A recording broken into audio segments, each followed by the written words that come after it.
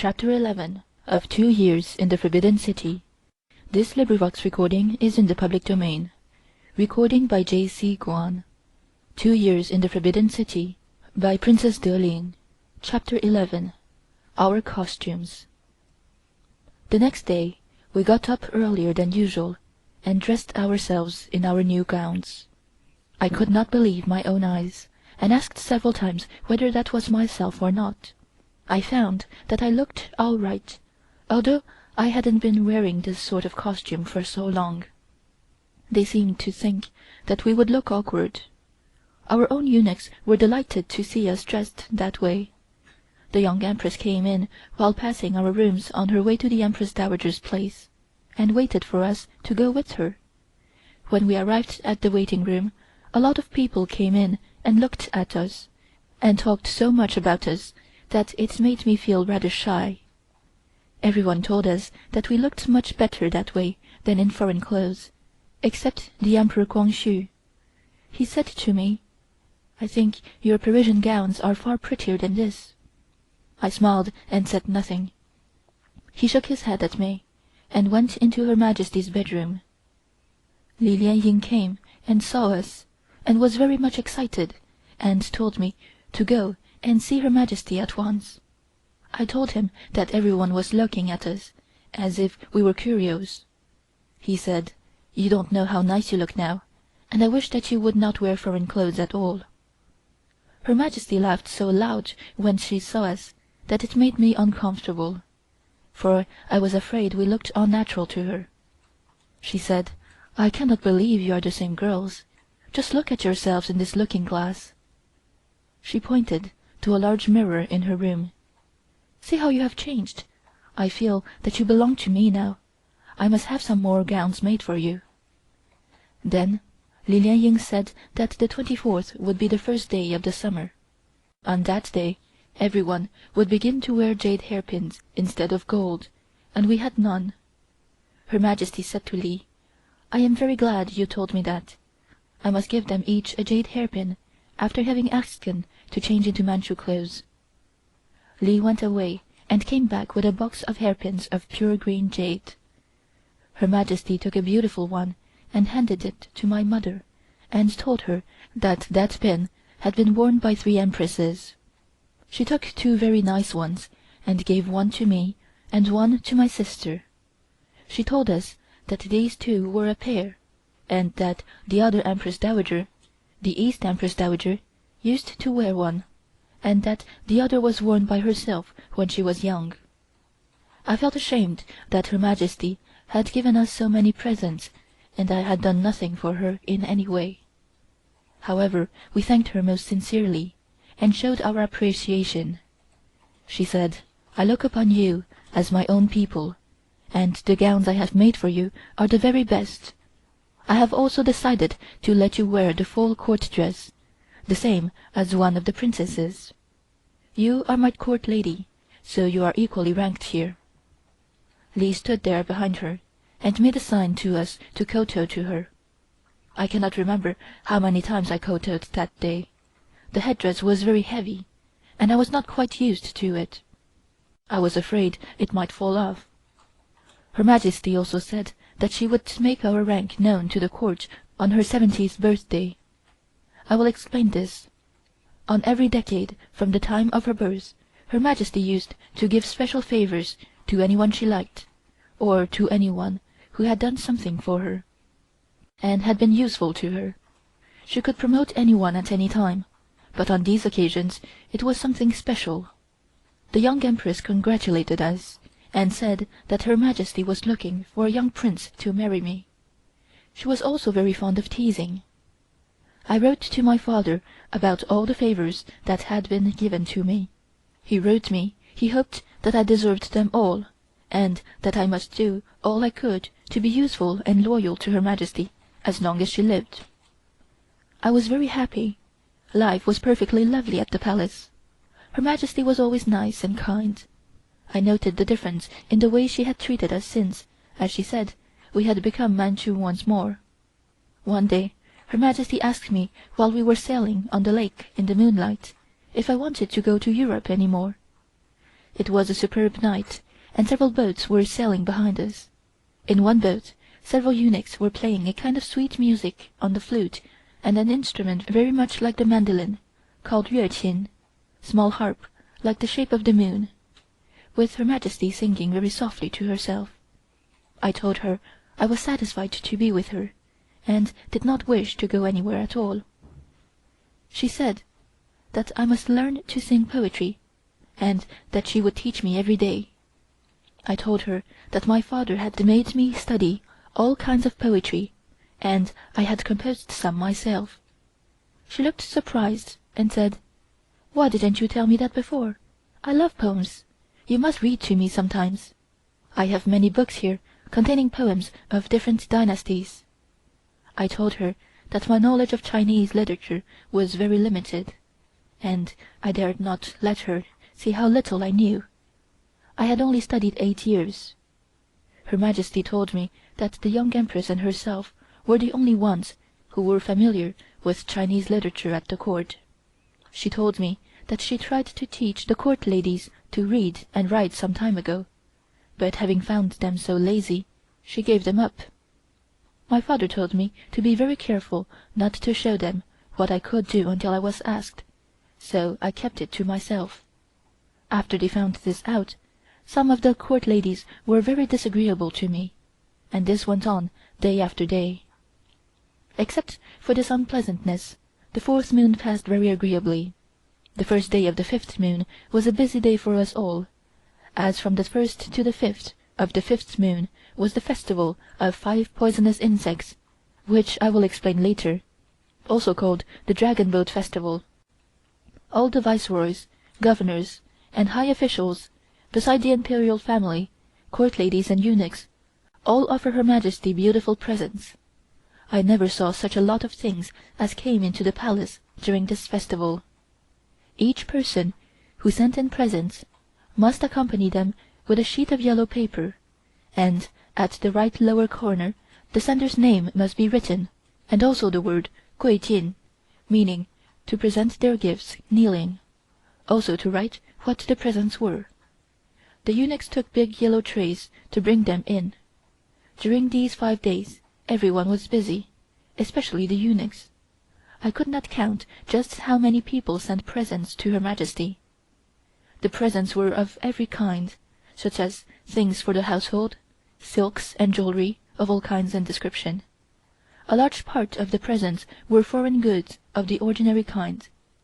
I also saw lovely carved thrones and embroideries. Her Majesty ordered them to be put away and the foreign things to be kept in her palace, for those were new to her. The 3rd day of the 5th moon was the day for just the people of the palace to make presents. It was a most beautiful sight to see. We were busy all night making preparations, and had to go and help the young Empress. The next morning we placed our presents in the big courtyard in these big yellow trays. The young Empress had her trays in the first row. The presents from the young Empress to the Empress Dowager were made by her own hands. There were 10 pairs of shoes, silk embroidered handkerchiefs, little bags for betel nuts, and bags for tobacco, all exquisitely done. The secondary wife of the Emperor Kwangxu presented about the same to Her Majesty. The court ladies' presents were all different, as we could ask permission to go out shopping before the feast. We could not go out together, for 1 or 2 of us must be there at all times, and it was very exciting to tell each other what we had bought. We ourselves did not ask permission to go out of the palace, for we had our presents ready long before. Everyone seemed to be talking about presents, whether Her Majesty would like them or not.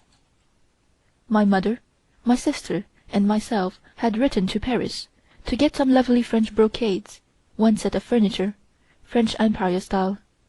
We had learned Her Majesty's taste already during our short stay there, so, including those presents, we also gave her fans, perfumes, soaps, and some other French novelties. Her Majesty always looked over everything, and noticed some of the presents were of very poor quality, and wanted to know the sender's name. The eunuchs and servant girls also made her good and useful presents. Her Majesty would select the articles she liked the best, and order the rest to be put away, and she might never see them again. I must say that Her Majesty liked and admired some foreign things very much. She especially loved the French fancy brocades, for she was making new gowns almost every day. She was also pleased with soaps and powder that would beautify the skin. She always thanked us in a very nice way, and said how very thoughtful we were in selecting beautiful articles for her. Her Majesty would also say something nice to the eunuchs and girls, and that made everyone feel pleased.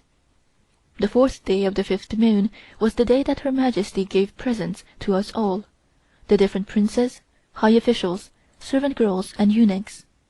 Her memory was something extraordinary, for she could remember every one of the presents that had been given to her the day before, and the names of the givers also.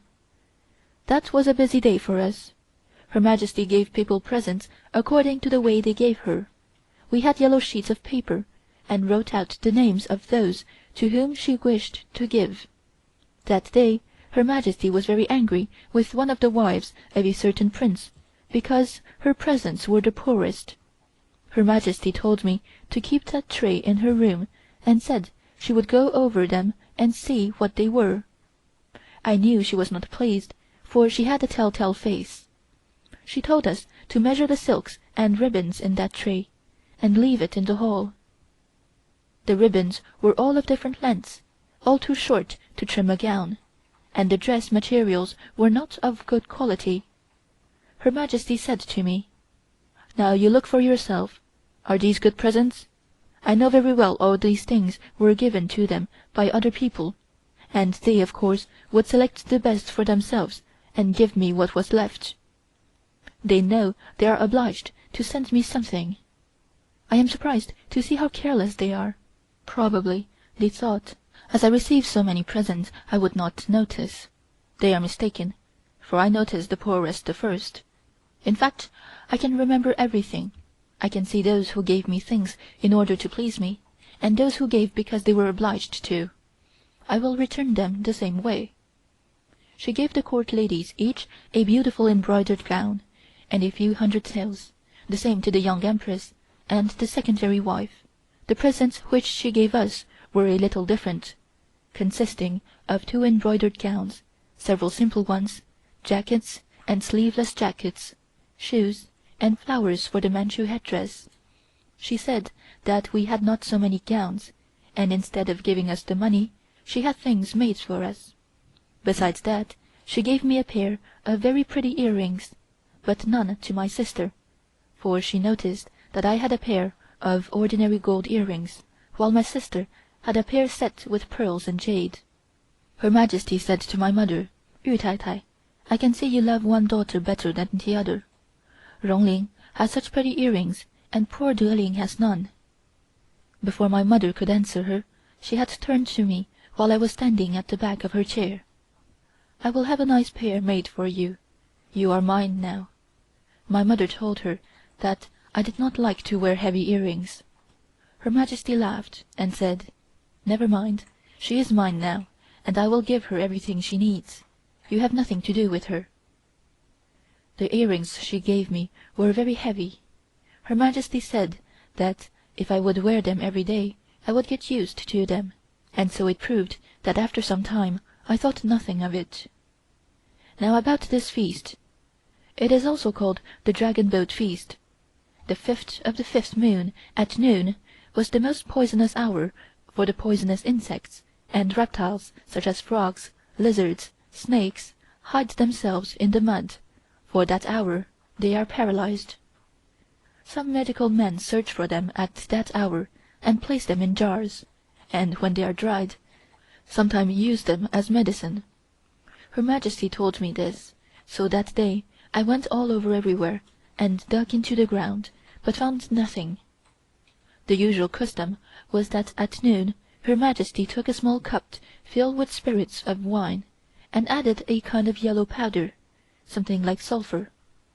She took a small brush and dipped it into the cup, and made a few spots of this yellow paint under our nostrils and ears. This was to prevent any insects from crawling on us during the coming summer. The reason why it was also called the Dragon Boat Festival was because at the time of the Zhou dynasty, the country was divided into several parts. Each place had a ruler. The Emperor Zhou had a prime minister named Qu Yuan, who advised him to make alliance with the other 6 countries, but the emperor refused, and Qu Yuan thought that the country would be taken by others in the near future. He could not influence the emperor, so he made up his mind to commit suicide and jumped into the river, taking a large piece of stone with him. This happened on the 5th day of the 5th moon, so the year afterwards the emperor got into a dragon boat to worship his soul, and threw rice cakes, called zongzi, into the river. On that day the people have celebrated this feast ever since. At the palace the theater played first this history, which was very interesting, and also played the insects trying to hide themselves before the most poisonous hour arrived. On that day we all wore tiger shoes, the front part of which was made of a tiger's head, with little tigers made of yellow silk to wear on the headdress. These tigers were only for the children to wear, and signified that they would be as strong as a tiger, but Her Majesty wanted us to wear them also. The wives of the Manchu officials came to the court, and when they saw us they laughed at us. We told them it was by Her Majesty's orders. A register recording the birthdays of all the court ladies was kept by the head eunuch, and a few days before my own birthday came around, the 10th day of the 5th moon, he informed me that the custom of the court was to make a present to Her Majesty, and said that the present should take the form of fruit, cakes, etc. So I ordered 8 boxes of different kinds. Early in the morning I put on full court dress, and made myself look as nice as possible, and went to wish Her Majesty good morning. When she had finished dressing, the eunuchs brought in the presents, and kneeling, I presented them to Her Majesty, bowing to the ground 9 times. She thanked me, and wished me a happy birthday. She then made me a present of a pair of sandalwood bracelets, beautifully carved, also a few rolls of brocade silk. She also informed me that she had ordered some macaroni in honor of my birthday. This macaroni is called Changshou Mian, the long life macaroni. This was the custom. I again bowed and thanked her for her kindness and thoughtfulness. After bowing to the young Empress, and receiving in return 2 pairs of shoes and several embroidered neckties, I returned to my room, where I found presents from all the court ladies. Altogether I had a very happy birthday. I can never forget the 15th day of the 5th moon as long as I live, for that was a bad day for everyone. As usual, we went to Her Majesty's bedroom quite early that morning. She could not get up and complained that her back ached so much. We rubbed her back in turns, and finally she got up, though a little late. She was not satisfied. The Emperor came in and knelt down to wish her good morning, but she scarcely took any notice of him. I noticed that when the Emperor saw that Her Majesty was not well, he said very little to her. The eunuch who dressed her hair every morning was ill, and had ordered another one to help her. Her Majesty told us to watch him very closely, to say that he did not pull her hair off. She could not bear to see even 1 or 2 hairs fall out. This eunuch was not used to trickery. For instance, in case the hair was falling off, he could not hide it like the other one did. This poor man did not know what to do with any that came out. He was frightened, and Her Majesty, seeing him through the mirror, asked him whether he had pulled her hair out. He said that he had. This made her furious, and she told him to replace it. I almost laughed, but the eunuch was very much frightened and started to cry. Her Majesty ordered him to leave the room, and said she would punish him later. We helped her to fix up her hair. I must say it was not an easy job, for she had very long hair, and it was difficult to comb. She went to the morning audience as usual, and after that she told the head eunuch what had happened. This Li was indeed a bad and cruel man, and said, "Why not beat him to death?" Immediately she ordered Li to take this man to his own quarters to receive punishment. Then Her Majesty said the food was bad, and ordered the cooks to be punished also. They told me that whenever Her Majesty was angry everything went wrong, so I was not surprised that so many things happened that day. Her Majesty said that we all looked too vain with our hair too low down at the back of the head. This Manchu headdress is placed right in the center of one's head, and the back part is called the swallow's tail, and must reach the bottom of one's collar. We had our hair done up the same way every day, and she had previously never said a word about it. She looked at us and said, "Now I am going to the audience, and don't need you all here. Go back to your rooms and fix your hair all over again. If I ever see you all like that again, I am going to cut your hair off." I was never more surprised in my life when I heard her speak so sharply to us. I don't know whether I was spoken to or not, but I thought it well to be wise, and I answered I would. We were all ready to go, and Her Majesty stood there watching us. When we were about 5 or 6 feet away, we heard her scolding Chun-Shou, the girl who was neither a court lady nor a servant. Her Majesty said she was pretending she was all right, and Her Majesty ordered her to go also. When we were all walking towards our own place, some of them laughed at Chun-Shou, which made her angry. When Her Majesty was angry with anyone, she would say that we were all doing something on purpose to make her angry. I must say that every one of us was scared, and wondered who would have dared to do that. On the contrary, we tried our best to please her in every way. But that day she was furious all day, and I tried to stay away from her. I noticed some of the eunuchs went to her to ask questions concerning important matters, but she would not look at them, but kept on reading her book. To tell the truth, I felt miserable that day. At the beginning I thought all the eunuchs were faithful servants, but seeing them every day, I got to know them. It did not do them any harm to be punished once in a while. The young Empress told me to go in and wait on Her Majesty as usual. She said that probably, if I would suggest playing dice with her, she might forget her troubles. At first I did not want to go, for I was afraid that she might say something to me, but seeing that the poor young Empress spoke to me so nicely, I told her I would try. When I entered Her Majesty's sitting room, I found her reading a book. She looked at me and said, "Come over here. I would like to tell you something. You know these people at the palace are no good, and I don't like them at all. I don't want them to poison your ears by telling you how wicked I am. Don't talk to them. You must not fix your hair too low down at the back of your head. I was not angry with you this morning. I know you are different. Don't let them influence you. I want you to be on my side, and do as I tell you." Her Majesty spoke very kindly to me, and her face changed also. Not at all the same face she had that morning. Of course I promised her that I would be only too happy to do all I could to please her. She spoke to me just like a good mother would speak to a dear child. I changed my opinion and thought that perhaps, after all, she was right. But I had often heard from the officials that one cannot be good to a eunuch, as he would do all he could to injure you without any reason whatsoever. I noticed that day they all seemed to be more careful in doing their work. I was told that when once Her Majesty got angry, she would never finish. On the contrary, she talked to me very nicely, just as if there had been no troubles at all. She was not difficult to wait upon, only one had to watch her moods. I thought how fascinating she was, and I had already forgotten that she had been angry. She seemed to have guessed what I was thinking, and said, "I can make people hate me worse than poison, and can also make them love me.